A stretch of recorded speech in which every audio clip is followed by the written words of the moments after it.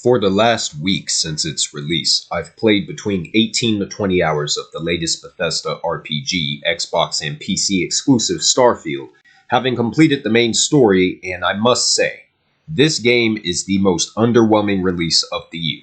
This game is tedious, and when I say tedious, I mean that it's inherently annoying to play. The biggest problem with Starfield is that it's outdated. From the art direction to the starship offerings to the sheer size of the game, Starfield has everything it needs to be the next big blockbuster AAA release from the world's most successful gaming publisher, yet it fails at simple fundamentals that continue to plague every single Bethesda RPG, from Elder Scrolls to Fallout, and now this nonsense. First of all, I am not a Bethesda RPG fan, and never really have been in the past. I don't like the Elder Scrolls games at all. They're not my thing, they don't appeal to me, and I don't care for them. The Fallout games, on the other hand, are interesting, but they've never managed to really, truly hold my attention, and I've covered more than my fair share of RPGs on this platform. From franchises such as Diablo, Witcher, Persona, Final Fantasy, Nier, Dark Souls, Horizon, and then some.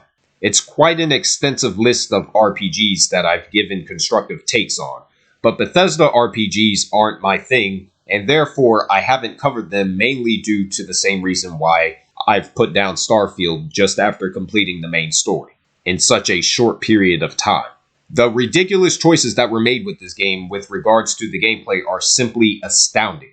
This is especially when there are so many games like Starfield that offer better versions of what Starfield does. This includes games like The Outer Worlds, No Man's Sky, Chorus, and others that provide that authentic sci-fi trek through outer space and beyond in ways that Starfield simply doesn't match. In general, Bethesda made some serious critical mistakes with this game. The first is their gameplay engine. For God's sake, get rid of this fucking old-ass engine. Use something that actually makes sense. Bethesda's creation engine, as it's named, was used to develop the Elder Scrolls Skyrim, Fallout 4, and Fallout 76. The new version of the engine, called Creation Engine 2, was used to develop Starfield. With the newer version of this engine, features such as global illumination in real time, along with advanced volumetric lighting, has been introduced. Basically, everything that has nothing to do with gameplay or animation. It's the same fucking engine that's been used since Skyrim entered development in 2008. When you load a level in this game, the fucking frame rate just jumps all over the place, and the game struggles to stabilize the frames. It's like playing a game that's trapped in 2007. There's loading screens all over the place whenever you do anything in this game. You want to enter your ship? There's a loading screen. You want to fast travel to another system? There's a loading screen. You want to enter an interior location? There's a loading screen. You want to enter a planet's atmosphere and land? There's a loading screen there as well. This is one of the primary reasons why the experience became so mundane and aggravating in such a short period of time, and I nearly quit the game entirely after just 5 hours of investment. An overabundance of loading screens should not be an issue in a modern video game in 2023.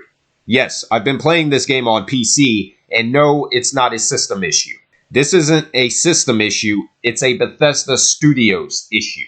There should not be numerous loading screens out the ass in what's supposed to be a modern experience, regardless of what the platform of choice is. The game not only contains an overabundance of loading screens, but it takes forever for the damn thing to simply boot up on launch. More so than any other game that I've played on PC, in fact. And it only gets worse from there. Whenever you want to jump from one planet to another, you have to not only select the system, you then have to hover this cursor over the planet, select the planet, then select that you want to fast travel there. Then you sit through a loading screen. Then once you're in the system and your ship is sitting literally in front of the planet, you then have to select the planet again, choose the specific location where you want to go, and fast travel to it in order to land. You can't just seamlessly land on a planet or take off from a planet into outer space in real time. Allow me to showcase how this is supposed to be done in a modern sci-fi game with multiple planets. There's a sci-fi game that's coming out next year that's doing what Starfield should have done when it comes to exploration. Let's take a quick look. They hurry up a ship's open ramp, and once inside, make a beeline for the cockpit, where ND5 waits in the co-pilot's seat. We need to leave. Yeah, no kidding. As Kay sits in the pilot's chair, options appear over the seat, controls, and navigation computer. The ship lifts off, coasting clear of the landing pad before accelerating in an upward trajectory into the cloudy blue sky. The ship passes into a cloud, the thrusters glowing through the surrounding haze as the craft ascends. The haze clears as they leave the atmosphere. They arrive near disabled ships and floating debris. Text reads, Toshara Orbit, Toshara System. Are we good? Nothing on the sensors, yet. Sutkei's ship barrel rolls to the side to avoid a blast. Let's jump! Stars stretch into streaks of light as the ship makes the jump to hyperspace.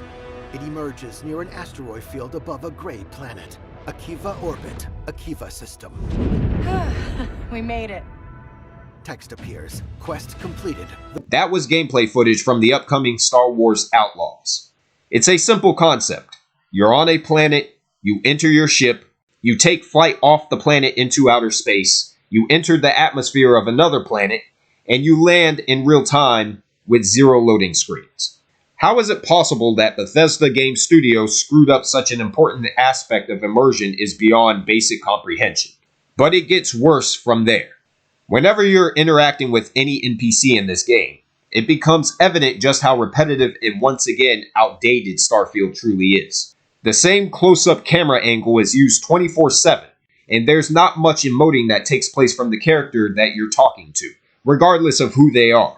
So despite the fact that some of the writing is interesting, it ultimately is ruined thanks to laziness on the developer's part. If you compare a simple dialogue sequence in Baldur's Gate 3 to any NPC interaction in Starfield, it's night and day which game does them better. Baldur's Gate 3 uses different camera angles.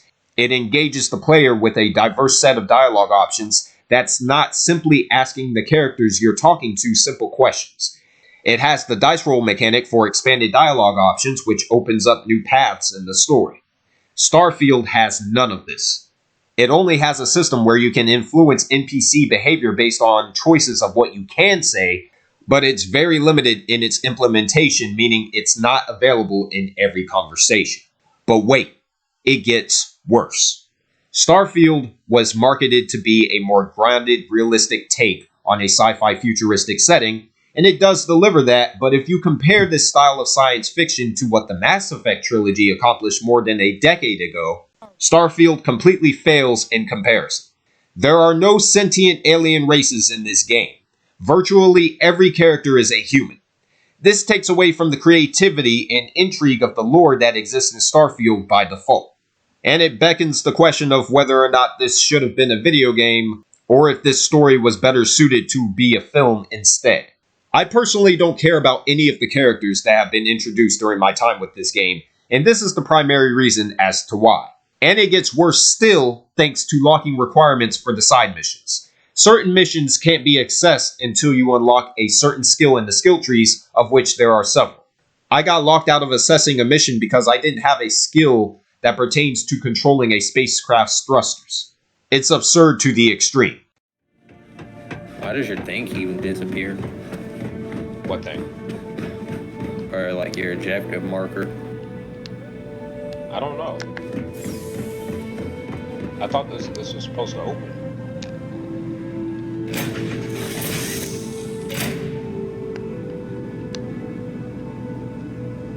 Is your game bugged out? I don't know, dude. I don't know what's going on with this shit. It's gotta be bugged out.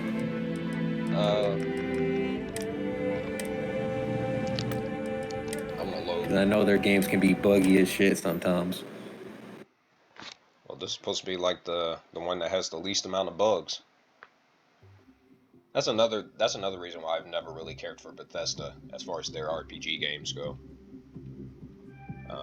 I'll play Doom or like The Evil Within all day, but if it's something that Bethesda made themselves, you know that shit's fucking bugging. Yeah.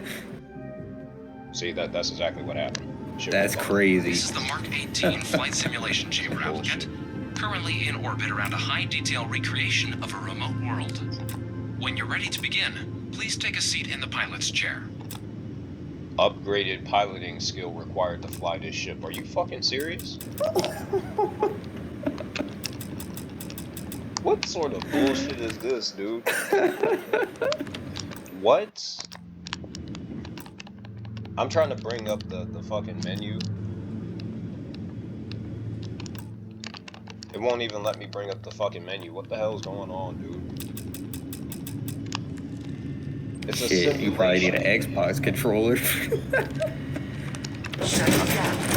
I'm using the DualSense for this. Oh, now you let me bring up the fucking skills menu. Stupid ass game. Where's the fucking...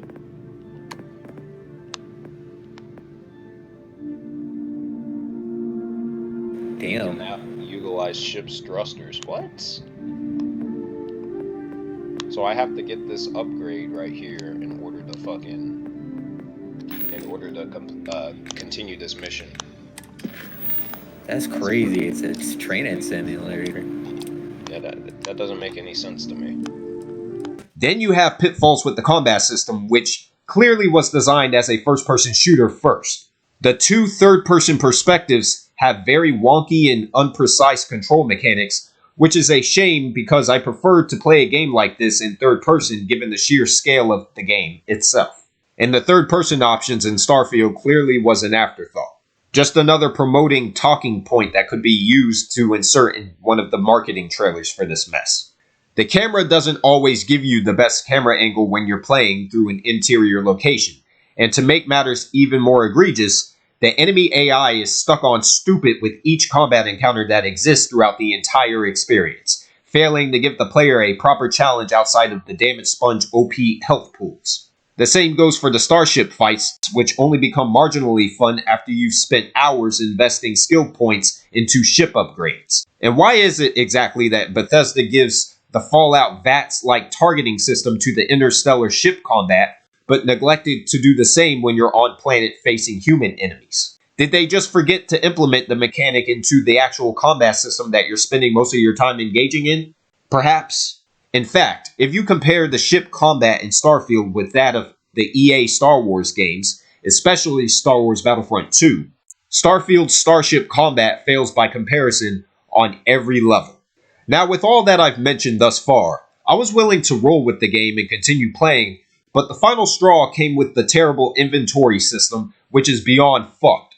Starfield has an inventory system similar to other Bethesda games like Fallout, where you can pick up virtually anything you want, including junk that you don't need, where you can keep and store these items at will. With me, I want to collect as many weapons as I can so I can sell them off and make a profit. The problem is that they put a limit on how many items you can collect before you become quote-unquote encumbered, meaning that you're carrying too many items and therefore there's too much weight that you're dragging around, which directly affects gameplay. If you're past your weight limit, you can barely move around the environment without your oxygen meter depleting, eventually leading to damage taken. This is a problem if you're in the middle of a combat encounter. I can't stand garbage tacked on weight limitations in any RPG. And despite the fact that there is a skill in the game that allows you to increase weight limitations in Starfield, the fact of the matter is that there shouldn't be a skill pertaining to this issue to begin with. It's unnecessary, and it does nothing but turn the game into an inventory management simulator to where the player spends more time in menus than they actually do playing the game. Combine that with a defective map system that doesn't show you the actual terrain of any given area you're traveling through, and Starfield simply becomes a game that's not only outdated, but it's a complete chore to play. Yes, there are mods that will eventually be added to address some of these issues, along with other things like online interactive maps, but at that point, you're investing more time into the game than what it's worth. To expound, downloading mods is not a simple task. As someone who has great experience downloading and experimenting with different mods on PC, not all mods work for one, and for the ones that do, you can't simply just download a file and the shit works by default. Most mods work only with a mod manager. You have to download the manager that supports that specific game. Then you have to download whatever mods you want that have been uploaded online. Then you have to go into the mod manager and individually activate the mods that you want active, and then you have to launch the game from the mod manager, and maybe the changes that the mod is supposed to make will work. If the game you're playing doesn't support a mod manager, then you have to go into the game folder on your computer and manually drag the downloaded mod into a specific folder to where the game will recognize it. Even with a mod manager, there are dozens of cases where you have to do that anyway. All the while doing all this is very time consuming, and it takes up a great deal of space on your hard drive. Fuck that shit. I'm not doing any of that bullshit for this outdated mess that Bethesda has released to market. Now, the question remains, is Starfield a bad game? I personally don't think so. But it's not a game that's modern enough or engaging enough to continue investing a great deal of time into it past the main story. I wanted to like this game. I'm a huge sci-fi fan. Grew up with franchises like Star Wars. The theme for my intro and channel banner literally pertains to science fiction. This is why I pressed through the main story, but eventually I had to call it for what it is. There are numerous reviews that state that this game gets better after 10 hours, which is a true statement. However, if a game isn't good within the first 2 to 5 hours, then that game doesn't deserve any more of the player's attention. Period. For a game that was in the making for 2.5 decades, 25 years, Starfield falls completely flat. And it's very evident that Bethesda Game Studios does not know how to make any other type of RPG game. And they will continue to release the same RPG, the same game, regardless of what the franchise is, be it Fallout, be it Elder Scrolls, be it Starfield, or whatever the case is. They're going to release the same game over and over and over again, simply because gaming journalists and their audience allows them to.